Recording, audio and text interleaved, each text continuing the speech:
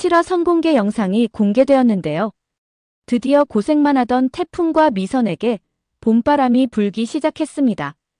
두 사람 사이에 피어오른 미묘한 감정이 시청자들까지 미소 짓게 만들었죠. 두 사람은 출국을 준비하며 여권 사진을 찍으러 가게 되었는데요. 그동안 서로에게 일적인 파트너로만 보였던 두 사람이었죠. 하지만 사진관에서는 연인처럼 느껴졌습니다. 사진관에서 미선은 사진을 찍기 위한 준비를 하고 있었는데요. 태풍이 아무렇지 않게 다가와 손끝으로 머리를 귀 뒤로 넘겨주죠. 여권 사진이라 이렇게 해야 한다며 얼굴 여기저기를 만져줍니다. 그 순간 미선은 시선을 어디에 둬야 할지 살짝 당황하는 듯한 모습을 보이는데요. 숨이 막히고 얼굴은 붉게 달아오르고 심장이 쿵쾅거리는 모습이 시청자들에게까지 전달되었죠. 그 표정만 봐도 사랑이 시작됐구나 느껴졌습니다. 예고편에서는 태풍이 누군가에게 이렇게 말하는데요. 미선 씨는 웃는 모습이 정말 예쁘다고 말이죠. 그 대사 하나로 모든 게 설명되는데요. 아직은 스스로 사랑이라 자각하지는 못하고 있지만 마음은 미선을 향하고 있었죠. 태풍에게 미선은 단순한 동료가 아니었습니다. 모두가 등을 돌렸던 그 시절 곁을 지켜준 유일한 사람이 바로 그녀였죠. 사람도 돈도 아무것도 없었던 태풍에게 미선은 유일한 빛이었는데요. 그녀가 없었다면 태풍은 아마 시작도 하지 못한 채 무너졌을 것으로 보이죠. 그러다 보니 태풍의 눈빛에는 미선을 향한 고마움이 늘 가득합니다. 그 고마움이 이제는 사랑으로 변하고 있는 과정이죠. 게다가 태풍 모자는 현재 미선이 집에 머물고 있는데요. 아파트는 가압류로 빼앗겨 오갈 곳이 없게 되자 미선이 자신 집으로 데리고 왔죠. 한 지붕 아래 두 가족이라니 그 자체로도 긴장감이 느껴지는데요. 가족 몰래 하는 눈빛 교환, 은근한 미소 하나에도 설렘이 묻어납니다. 비밀 연애의 기운이 살짝 느껴지는데요. 이제 본격적으로 두 사람의 감정선이 깊어질 듯 보이죠. 이번 회차의 중심에는 태풍이 안전화 수출에 성공한 후 추가 계약을 준비하는 과정이 그려질 것으로 보이는데요. 진영 죽음 이후 떠났던 직원들도 하나둘 합류한 것으로 보입니다. 그렇다는 건 1차 계약에서 충분한 자금을 확보한 것으로 보이죠. 태풍 상사의 가장 큰 재산은 사람이 아닐까 생각됩니다. 최악의 상황에서도 고마진의 도움으로 일부 자금을 마련할 수 있었는데요. 게다가 아무것도 모르던 태풍에게 사업이 무엇인지 알려준 사람이 바로 미선이죠.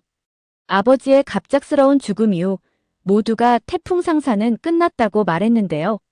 하지만 태풍은 포기하지 않았습니다. 아버지의 꿈이었던 태풍 상사 100년 대계를 이어가겠다고 결심했죠. IMF로 나라 전체가 무너져 내리던 시기 대기업조차 버티지 못하던 때였습니다. 주변 사람들은 현실을 보라고 조언했는데요.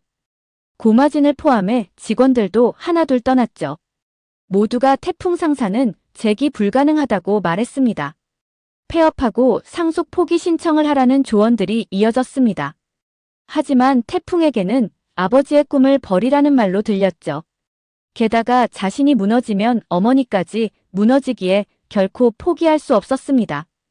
아버지가 어떤 마음으로 이 회사를 세웠는지 알기에 더 많이 고민하는 시간이 필요했죠.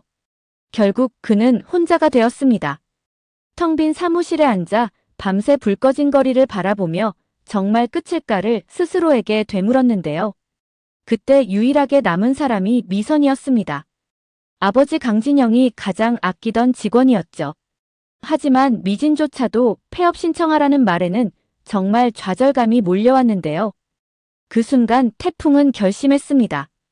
대표를 자신 명의로 바꾸고 모두가 불가능하다던 도전에 나섰죠. 그리고 그는 미진을 찾아가 자신이 대표가 되었다고 말하는데요. 미진은 당황했지만 아무 말도 할 수 없었습니다. 그때 태풍이 미진한테 한 가지 제안을 했죠. 태풍 상사의 첫 번째 사원이 되어달라는 것이었는데요.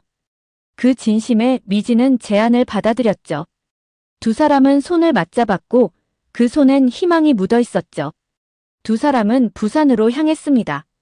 IMF로 내수 경기가 바닥이었기 때문에 태풍은 수출로 돌파구를 찾으려 했는데요. 그곳에서 만난 사람이 바로 정찰안이었죠. 정찰안은 태풍의 아버지와 친분이 있던 홍신상회 사장이었는데요. 그녀는 태풍을 따뜻하게 맞이했고 미진의 기억력과 뛰어난 계산 능력에도 감탄했습니다. 정찰안과 국제시장을 돌던 중 태풍의 눈길을 사로잡은 물건이 있었는데요. 바로 슈박 윤철의 안전화였습니다. 강철에도 끄떡없고 불에도 타지 않는 신발이었죠. 3대를 이어온 전통 있는 회사였고 품질은 그야말로 최고였습니다. 태풍은 주저하지 않았고 그 자리에서 500켤레 계약을 해버렸는데요. 사업 경험도 없는 태풍이 이 순간의 확신 하나로 엄청난 결정을 해버린 것이죠. 정찰안과 미진은 놀랐지만 태풍의 눈빛 속 열정이 진심이라는 걸 알았습니다. 그래서 결국 그를 말리지 못했죠. 그런데 이제는 500켤레가 아닌 7,000켤레를 팔아야 하는 상황이 되었는데요. 7,000켤레를 팔지 못하면 자신 두 눈을 사채업자 류희규에게 내줘야 하는 상황이죠. 수출업자를 찾기 위해 광고 영상을 제작하기 시작했는데요. 오래전 리복 광고 패러디를 떠올리게 하는 장면이었죠. 태풍은 안전화를 신고 깨진 유리 위에서 압구정에서 다진 댄스 실력을 뽐냈는데요. 화재에도 타지 않는 신발의 내구성을 직접 보여줬죠. 그 영상을 본 유럽의 한 기업이 그들에게 연락을 해왔는데요. 그리고 드디어 해외 PT 기회가 주어졌습니다. 미진이 영어 프레젠테이션을 준비하며 밤새 문장을 외우는 장면이 나왔죠. 그 노력 끝에 계약은 성사되었는데요. 태풍 상사가 드디어 숨을 쉬기 시작했죠. 하지만 언제나 그렇듯 좋은 일 뒤에는 위기가 찾아오는데요. 표현준이 또다시 농간을 부린 것이죠. 태풍 상사를 문제 기업으로 몰아 해운사 블랙리스트에 올려버렸는데요. 선적이 막히면서 힘들겠다는 계약이 물거품 위기에 처했는데요. 게다가 사채업자 류희규가 태풍을 압박하기 시작했죠. 모든 게 막막했던 그때 태풍과 미진은 어시장에서 원양어선을 발견하게 되는데요. 하지만 제대로 된 설명도 하기 전 그들에게 돌아온 건 차가운 소금 세례였습니다. 정찰안의 도움으로 결국 선적에 성공했고 덕분에 1억 원의 빚도 모두 갚았죠. 태풍 상사는 그렇게 다시 일어섰습니다. 그리고 새로운 목표를 세웠죠. 이번엔 안전모 수출입니다. 두 번째 수출국은 태국이었죠. 태국에 도착한 두 사람은 시장 조사를 위해 오토바이가 가득한 거리로 나섰는데요. 그런데 헬멧 상태들이 너무 부실했죠. 그러던 중 두 남녀가 탄 오토바이가 사고가 나는데요. 태풍이 달려가 괜찮냐며 부상자들을 도왔습니다. 낯선 이방인들이 달려와 도와주는 모습에 당황해하는 그들인데요. 하지만 이내 감사함을 전했죠. 다음 날 헬멧 업체를 찾은 두 사람인데요. 그곳에서 의외의 인물을 만나게 되죠. 바로 어제 사고 현장에서 보았던 그가 이곳 책임자였던 것입니다. 운명은 이렇게 이어졌습니다. 영상만 전달하러 간 자리였지만 태풍과 미선은 즉석에서 프리젠테이션 기회를 얻게 되었는데요. 그 자리에서 두 번째 수출 계약까지 따냈습니다. 미선은 태풍을 자랑스러워하며 이제 진짜 사장이 되었다며 축하를 해주죠. 태풍은 웃으며 화답하는데요. 이 모든 것은 미선 씨가 있었기 때문에 가능했다고 말합니다. 태풍의 가장 큰 무기는 실력뿐 아니라 사람을 아끼는 마음이죠. 그 따뜻한 진심이 결국 회사를 살렸습니다. 이제 태풍 상사는 다시 궤도에 올랐는데요. 태풍과 미선의 관계도 한층 깊어졌죠. 수출도 성공하고 회사는 다시 웃음과 활기를 찾았습니다. 오늘 영상은 여기까지입니다.